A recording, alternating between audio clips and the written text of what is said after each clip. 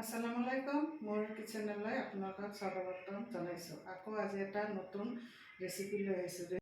ৰেচিপিটো হ'ল নৰসিংহৰ পাত দি সৰু মাছৰ জোল।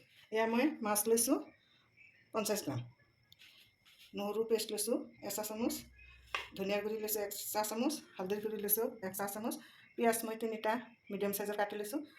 তাৰপিছত ইয়াতে নৰসিংহৰ পেষ্ট বনাইছোঁ, তাতে মই আদা আৰু কেঁচা জলকীয়া 4-5টামান দি লৈছোঁ। নিমখ আন্দাজ মতে দিব লাগিব। এয়া মই ফ্ৰাই পেন গৰম হ'ব দিলোঁ আৰু নিমখ আৰু হালধিৰ গুড়ি দি অলপ মিক্স কৰি ল'লোঁ। এতিয়া ফ্ৰাই পেনটো গৰম হ'ল, মই ইয়াত 2 টেবুল চামুচ মিঠাতেল ঢালি দিলোঁ। এয়া অকণমান গৰম হ'ল, এতিয়া মই মিক্স কৰি থোৱা মাছখিনি দি দিলোঁ। বেছি নহয়, অকণমান মই ভাজি ল'ম। এয়া মই কেৰাহীটো চেঞ্জ কৰি দিলোঁ, এতিয়া অকণমান গৰম হৈ লওক।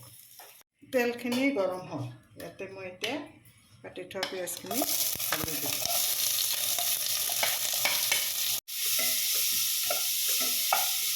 এতিয়া ধনিয়াৰ গুড়ি 1 চামুচ, হালধিৰ গুড়ি 1 চামুচ দি দিলোঁ। এতিয়া মই নৰসিংহৰ পেষ্টখিনি ইয়াতে ঢালি দি দিলোঁ। অকণমান পানী দি দিলোঁ আৰু ইয়াতে মাছখিনি দি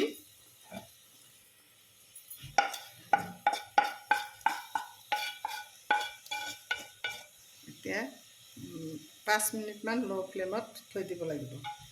নিমখ 1 চামুচ দি দিলোঁ।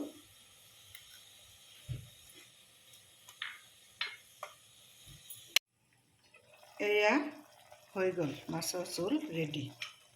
নিমখ আপোনালোকে টেষ্ট কৰি চাই লওক। ৰেডি হৈ গ'ল ভাত, মাছৰ জোল, নেমু টেঙা, নৰসিংহৰ পাতৰ। ভিডিঅ'টো ভাল লাগিলে লাইক, কমেণ্ট, শ্বেয়াৰ, ছাবস্ক্ৰাইব কৰিব নাপাহৰিব। খুদা হাফিজ।